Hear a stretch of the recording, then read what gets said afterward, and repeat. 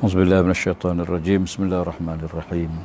Alhamdulillah rabbil alamin wassalatu wassalamu ala asyrafil anbiya'i wal mursalin sayyidina Muhammad wa ala alihi wa sahbihi ajma'in. Qala Allah Ta'ala syahr Ramadan allazi unzila fihi al-Qur'an hudan lin-nas wa bayyinatin minal huda wal furqan. Para penonton yang dirahmati Allah sekalian, Allah Subhanahu wa Ta'ala dengan rahmatnya meninggalkan dan menurunkan Al-Quranul Karim, dan Allah Ta'ala menyatakan Quran itu diturunkan pada bulan Ramadan. Kalaulah tidak ada ayat ini, kita pun tidak tahu bilakah Al-Quran diturunkan. Allah Ta'ala menegaskan bahawa Quran itu diturunkan pada bulan Ramadan. Syahr Ramadan allazi unzila fihi al-Quran. Dalam Quran ni, bulan yang Allah Ta'ala sebut namanya ialah bulan Ramadan. Bulan-bulan lain tidak dinyatakan secara jelas, kecuali bulan Ramadan. Dan bulan Ramadan itu dikaitkan dengan ibadah puasa dan turunnya Al-Quranul Karim. Biasa kita membaca ayat Al-Qadar, inna anzalnahu fi lailatul qadr. Sesungguhnya kami turunkan Al-Quran itu pada malam Lailatul Qadar. Kalau kita lihat bahawa di antara dua ayat ini, satu ayat yang menegaskan bahawa Quran turun pada malam Lailatul Qadar. Kalaulah 17 Ramadan itu dianggap tarikh turunnya Al-Quran, maka apakah 17 itu ialah Lailatul Qadar? Sebab Allah Ta'ala sebut kami turunkan Quran pada malam Lailatul Qadar. Jadi kalau kita sebut sambutan nuzul Quran berlaku pada malam 17 Ramadan, maka di sini timbul sedikit perbahasan apakah malam 17 itu ialah malam Lailatul Qadar. Sebab setengah-setengah negara disambut nuzul Quran itu pada malam 27 Ramadan, tidak 17 Ramadan. Dan para ulama tidak ada suatu tarikh yang khusus bilakah Quran itu diturunkan. Sebab yang penting bagi golongan generasi awal itu ialah tentang Quran itu, bukan tarikhnya. Adapun zaman mutaakhir ini kita pentingkan tarikh tapi tak penting Quran itu sendiri. Sedangkan Quran itu yang penting ialah Al-Quran itu sendiri. Hudal linnas wa bayyinatin minal huda wal furqan, sebagai petunjuk pada manusia. Lalu kata ulama bahawa Quran itu turun dua. Yang pertama turun pada Lailatul Qadar itu ialah turun secara sekaligus 30 juzuk. Daripada Lauh Mahfuz turun ke as-sama'id dunia, turun ke langit dunia. Dia turun pada malam Lailatul Qadar. Bila Lailatul Qadar dirahsiakan oleh Allah Subhanahu wa Ta'ala. Hingga kita tak tahu bila Lailatul Qadar itu berlaku. Supaya manusia mencari dan berusaha untuk mendapatkan kelebihan Lailatul Qadar. Walaupun di sana ada hadis yang menyebut tentang 27 Ramadan, tetapi para ulama mengatakan boleh jadi itu pada waktu ataupun pada tahun tersebut. Apa yang jelas kepada kita ialah Nabi SAW menyatakan Lailatul Qadar berlaku pada malam 10 terakhir Ramadan, pada malam-malam ganjil dan seumpama. Tak apalah, apa yang penting sebenarnya bukan kita nak cari malam itu dan beribadah pada malam itu dan membiarkan malam-malam lain. Dia mencari Lailatul Qadar ni bukan macam kita cari cari barang kita nak beli di pasar. Ataupun kita fokus nak pergi hari itu je, hari lain kita tak beri perhatian. Sebab tu orang yang menjaga amal sepanjang-panjang malam daripada awal Ramadan, dia beribadah pada Allah Ta'ala tiap-tiap malam, apakah dia mendapat Lailatul Qadar? Jawapannya ya. Dia akan dapat kelebihan Lailatul Qadar. Cuma bezanya, orang yang mendapat dan mengetahui pada malam tersebut Lailatul Qadar, tentulah dia lebih gairah untuk beramal. Maka kan itu kita dapati Nabi SAW pada malam 10 terakhir itu dia berbeza. Tak apalah apa yang disebut pada malam indah sempurna malam, sempurna nuzul Quran. Dan ayat ini bahaskan ialah pada malam 17 Ramadan ialah pada malam yang sebahagian para ulama mengatakan pada malam itu turunnya ayat Iqra' bismi rabbikal ladzi khalaq. Ayat pertama turun. Dibawa oleh malaikat yang paling mulia, malaikat Jibril alaihissalam. Kitab yang paling mulia, kitab Al-Quranul Karim, diturunkan pada bulan yang paling mulia, bulan Ramadan. ya, dibawa oleh para malaikat yang mulia Jibril alaihissalam turun kepada manusia paling mulia Nabi Muhammad sallallahu alaihi wasallam di tempat yang paling mulia di Makkahul Mukarramah kepada umat yang paling mulia umat Nabi Muhammad sallallahu alaihi wasallam. Ya, maka oleh kerana itu kalau kita tengok kelebihan apa yang penting ialah ya, Allah Taala menyatakan Quran itu turun hudal linnas, ya, sebagai petunjuk pada manusia. Ya, manusia yang mencari kebenaran, maka dia akan mendapati kebenaran tu dalam Quran. Al-haqqu min rabbik. Kebenaran tu dapat Allah Subhanahu wa taala. Maka kerana itu, orang yang mencari kebenaran, dia akan menemui kebenaran. Quran dia hanya memberi kesimpulan. Dia Quran dia tak beri jalan. Jalan tu kita Allah Taala suruh kita cari. Kita gunakan akal kita, ilmu yang kita ada, pengalaman dan sebagainya untuk mencari kebenaran. Tetapi kebenaran tu ialah benda yang telah ditentu oleh Allah Subhanahu wa taala. Umpamanya 2 campur berapa jadi 4. Tuhan bagi jawapan. Ya, Tuhan bagi jawapan. Ya, jalannya kita kena cari supaya biar betul apa yang kita bawa dengan matlamat yang kita nak capai. Ya, matlamatnya jelas. Ya, Allah Taala sebut Quran ni petunjuk bagi manusia. Sama ada manusia secara umum beriman atau tak beriman, maka petunjuk itu ada 2. Ya, satu petunjuk kepada kemanusiaan tu, ilmu manusia. Ya, umpama kita mencari ya, tentang kebenaran fakta-fakta sains yang gagal ditemui oleh kajian saintifik manusia, tapi bila kita buka Quran kita akan jumpa. Ya, seumpama ya, manusia ada, kita boleh tengok mumia Firaun, ya, mayat Firaun. Ya, sampai sekarang kita pergi ke museum kita jumpa. Ya, dan Quran menjelaskan, saintis cuba mencari apakah faktor yang menyebabkan Firaun ni mati. Ya, satu kajian dibuat oleh Dr. Maurice Bucaille terhadap mumia Firaun. Ia dibawa daripada Mesir, ya, khusus untuk mencari ambil DNA dia, nak tahu punca kematian dia. Ya, dan dia buat kajian pada seluruh tubuh Firaun. Apa yang mengejutkan dia, dia menemui garam dalam paru-paru Firaun. Dan dia menemui kesan garam dalam telinga Firaun. Ya, beliau ni asal seorang bukan Islam. Ya. Dia kaji, kemudian dengan bangganya dia membuat satu kesimpulan bahawa Firaun ni mati ya, kerana lemas di laut. Ya, dan dia bentangkan setelah 3 tahun dia buat kajian. Ini sebagai contoh salah satu. Ya, bila dia bentang dengan penuh bangga dia kata saya telah buat kajian pembedahan pada mayat Firaun dan saya kaji semua sekali dan saya dapati bahawa dia mati dalam laut. Lalu seorang ulama Islam dia kata kami tahu lebih dulu pada kamu. Quran menyebut lebih dulu pada kamu lagi. 1400 tahun dulu Quran dah menyebut cerita bagaimana Firaun mati lemah di lautan. Ya. Quran hanya beri jawapan. Tapi kajian-kajian saintifik terhadap jawapan itu manusia diberi untuk mengkaji.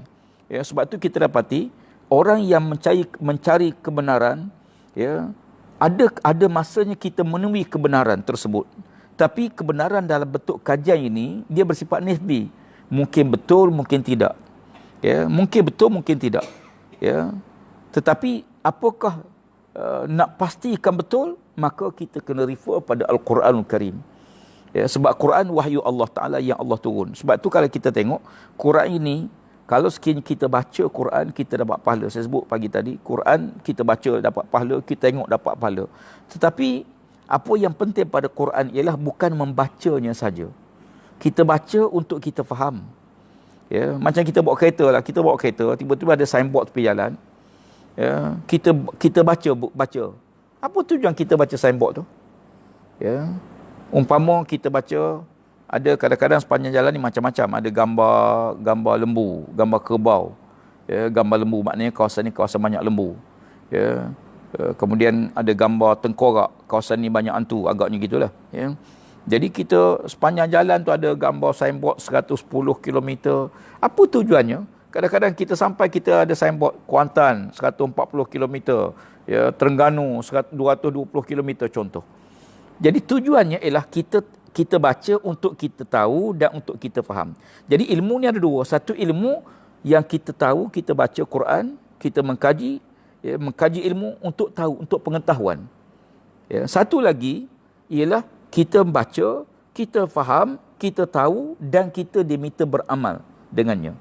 Maka Quran itu ialah sesuatu benda yang kita baca untuk kita faham. Yang tuan-tuan biasa tengok cerita P.Ramlee. P.Ramlee bila dapat surat daripada siapa perempuan tu? Ya, cikgu apa? Cikgu Murni. Cikgu Murni ya? Cikgu Murni buat surat. Ya. Sudin baca bunyi lain. Ramlee baca bunyi lain. Kan? Akhir semua tak faham. Jadi kalau kita dapat surat daripada seorang, daripada Cikgu Murni, ya, katalah Cikgu Murni zaman sekarang ni lain lah. Ya. Ya. Macam Mak Cik jugalah. Ya. Katalah apa kita dapat satu surat daripada Cikgu Murni. Ya. Senyum Cikgu Murni. Ya. Kita dapat surat daripada seorang wanita lah, katakanlah. Seorang laki-laki dapat surat daripada seorang wanita yang lawa, begitu, bola semua sekali. Ya. Tapi surat tu tulis bahasa Korea. Ya. Kita buka-buka tengok bahasa Korea. Apa kita buat dengan surat ni? Ya. Mesti kita akan cari orang yang boleh baca, boleh beritahu makna. Ya. Dia kata, kamu reti tak bahasa Korea? Reti. Suruh Ramlee baca. Ramlee baca. Oh, dia kata dia beritahu dia tak nak pada kamu, dia nak pada aku. Contohlah. Ya. Jadi kalau kita, demikian juga Quran ni ialah surat yang Allah hantar pada kita. Ya, surat yang Allah hantar pada kita, ya, dalam bahasa yang bukan bahasa kita. Ya, dalam bahasa Arab. Ya. Dan Arab tu pula bukan Arab biasa, Arab Quraisy, Arab, ya, Fushah. Ya. Jadi bahasa ini, ya, satu bahasa yang sangat hebat di dunia, masya-Allah. Ya. Jadi kalau kita baca dapat surat daripada Allah Taala, Quran ialah utus surat daripada Allah Subhanahu Taala kepada kita. Kita baca, kita boleh baca, tapi mesti kita cuba faham apa yang Tuhan sebut ni. Tuhan kata apa ni? Saya ingat masa kecil-kecil dulu musabaqah Quran ni bulan Ramadan. Ya, dulu musabaqah, ya, zaman-zaman dulu bukan ada radio, bukan ada TV pun. Ya, di rumah kampung-kampung tu jarang-jarang ada radio. Penuh ramai dengar. Ya, tarawih pun tak semayang masa tu. Ya, duduk dengar musabaqah. Ya, yang syoknya bila suara tu sedap, dia kata Allah sedapnya. Ya, kawan tu baca inna azabi lasyadid. Ya, Allah sedapnya. Ya, sesungguhnya azabku sangat pedih, azab Allah. Dia boleh jawab Allah sedapnya. Yang disedap tu bukan maknanya. Yang sedap tu ialah sebutannya, lagunya, suaranya. Ya. Tapi kalau dia tahu maknanya, saya yakin dia tak akan kata demikian. Kenapa dia kata Allah sedapnya? Sebab dia tak tahu makna. Sedangkan makna tu Allah sebut azab Allah ni sangat pedih. Boleh dijawab sedap. Jadi yang sedap sini bukan makna ayat itu. Yang sedap ialah suara itu. Ya, dan Allah mengetahui bahawa yang disebut itu ialah, ya, yang dia sebut itu ialah suaranya. Saya pernah sembahyang satu hari, sembahyang Jumaat, depan seorang, ada satu makmum. Ya, sebelah saya dia sembahyang Jumaat ni, sembahyang Jumaat. Ya, dia niat sembahyang subuh, usolli fardhu subhi rak'ataini. Ya, dia niat sembahyang subuh, sekuat pula tersebutnya. Ya, yang sedapnya tuan-tuan, jadi pula takbir dia tu. Allah usolli fardhu subhi, Allahu akbar. Sah tak sembahyang dia? Ya. Dia sebut subuh tapi qasad dia Jumaat. Tapi dia tak faham yang dia sebut. Ya, yang disebut tu apa dia tak faham. Satu hari saya pernah dengar seorang imam baca doa.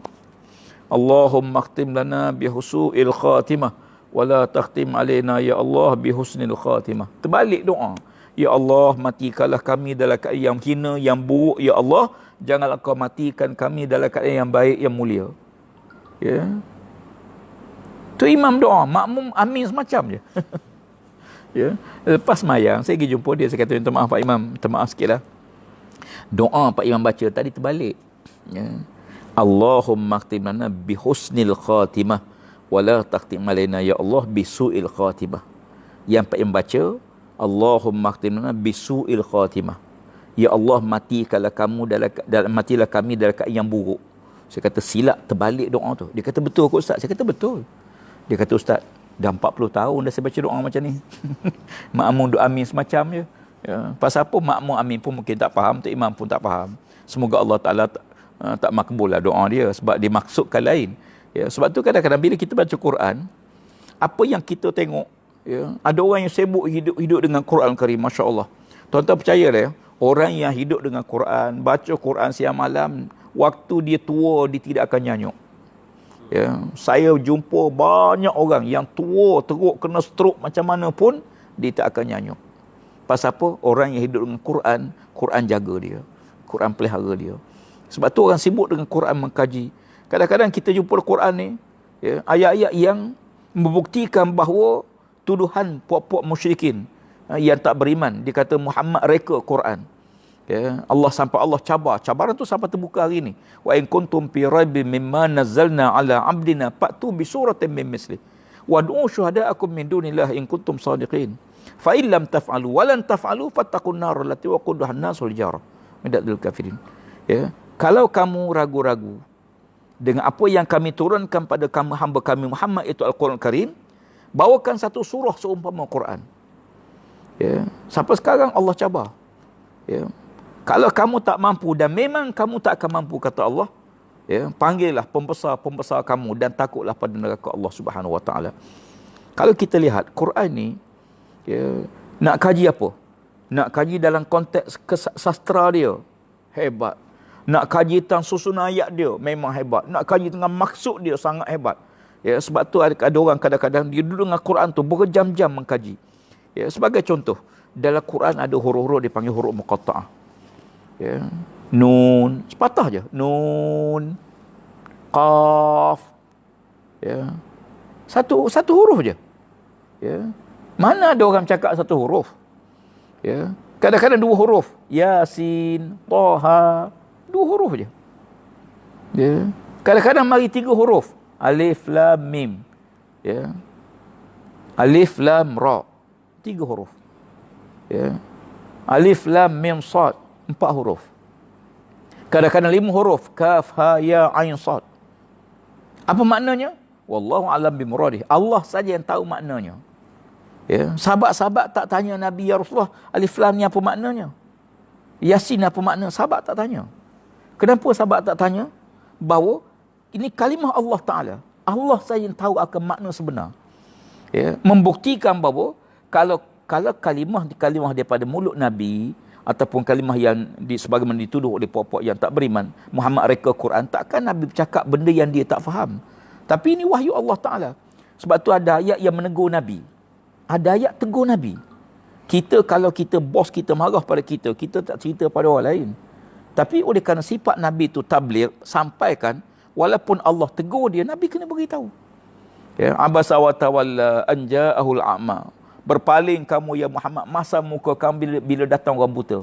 Allah tegur Nabi. Ya, tapi Nabi beritahu pasal apa? Sebab ayat ni ayat yang Allah Ta'ala, ayat Quran. Ya, semua. Sebab tu Allah Ta'ala turun Quran, maka Allah jaga. Sebab tu kalau kita tengok, bila kita baca Quran, ya, kita nak tiga perkara. Ya, yang pertama, dengan baca itu kita nak pahala. Ya, tidak ada satu amalan sebaik Al-Quran. Amalan lain, kita buat satu kebaikan, 10 pahala. Satu kebaikan, dapat 10 pahala. Tapi Quran, satu huruf, 10 pahala. Ya, kita nak buat benda lain, ya, katalah nak buat amalan lain, kita buat tu, kita kena beramal, buat banyak benda, baru kita dapat pahala. Buat satu amalan. Umpama kita menyuruh yang ma'ruf, dapat pahala 10. Tapi Quran, satu huruf 10. Satu. Kita baca Quran untuk dapat pahala. Alhamdulillah. Ya. Yang kedua, kita kasat untuk kita mendapat ilmu daripada Al-Quran Karim. Sebab ada yang kebenaran tu yang duduk Al-Quran. Umpama dalam Quran ada cerita para nabi-nabi dulu. Sebagai contoh, ya, sejarah manusia ni. Ya. Ni kadang-kadang penulis-penulis pengkaji mengatakan kita ni bermula zaman batu, zaman zaman kegelapan, zaman batu, kemudian baru berkembang, baru maju moden. Tak betul. Ya. Pandangan ni salah, bercanggah dengan Quran Al-Karim. Quran Al-Karim ceritakan makhluk pertama Adam AS. Siapa boleh nafikan manusia pertama Adam? Ya. Tak ada dunia boleh menafikan. Kita, ya, boleh buktikan bahawa Al-Quran sendiri menyebut makhluk pertama ya Allah Tuhan muka kami Adam AS, isterinya Hawa. Dia bukan datang dalam keadaan yang kegelapan, tak erti dalam, ada orang kata daripada monyet bertukar menjadi orang. Ya. Ni macam-macam teori. Ya. Ya. Jadi manusia datang daripada syurga Allah Subhanahu Wa Taala, turunkan ke muka bumi, ya, dan turun itu dengan, ya, panduan yang Allah turunkan. Ya. Jadi oleh kerana itu, ya, sejarah para nabi-nabi dulu, ya, sejarah umat-umat dulu, ya, yang Allah Taala sebut, dan ada kisah-kisah yang sangat menarik, umpama kisah Nabi Yusuf alaihissalam. Ya, detail cerita daripada mula kecil sampailah dia diangkat jadi pemimpin di Mesir. Ya. Jadi kita baca untuk kita tahu. Ini untuk kita mengesahkan fakta-fakta yang berlaku. Cerita Zulkarnain. Ya, pernah orang mari jumpa Nabi Muhammad, orang Yahudi, ya Muhammad, ya, ceritakan pada kami tentang Zulkarnain. Ya, maka Allah Taala turunkan kisah Zulkarnain. Ya, yang kisah tu hampir orang tak tahu dah sebelumnya. Demikian juga kisah-kisah yang dulu. Sebab tu kadang-kadang kita tengok Quran, ada satu benda yang menarik dalam Quran, yang Allah suruh kita melancong, kita berjalan di atas muka bumi. Qul siru fil ardi fanzuru kaifa kana akibatul mukazzibin. Berjalanlah atas muka bumi, melanconglah. Ya. Jangan lagi melencong sudah, melanconglah, berjalan atas muka bumi. Allah Taala suruh pergi tengok kesan orang durhaka pada Allah.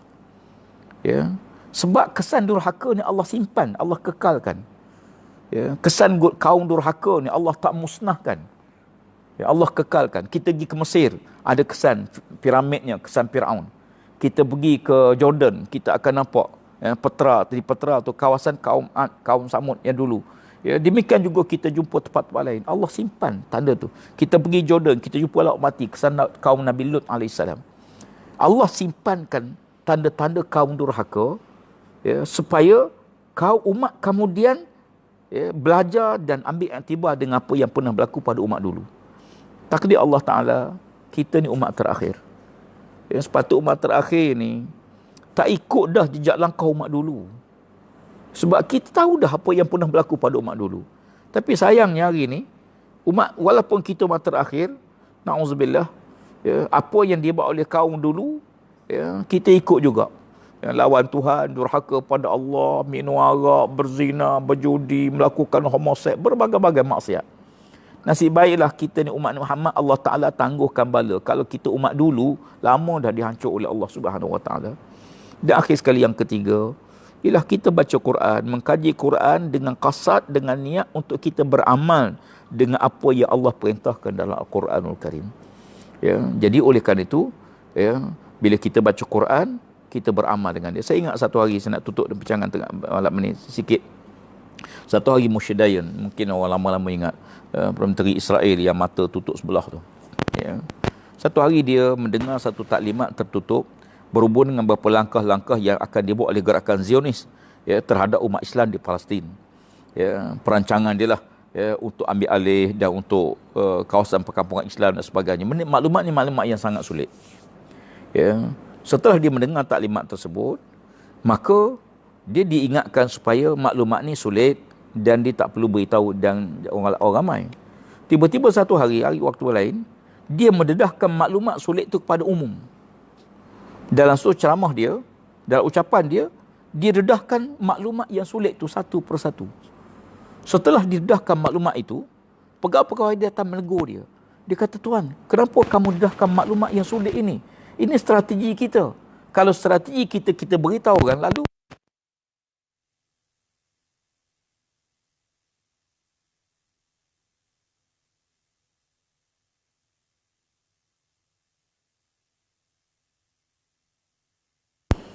ya, kalau dia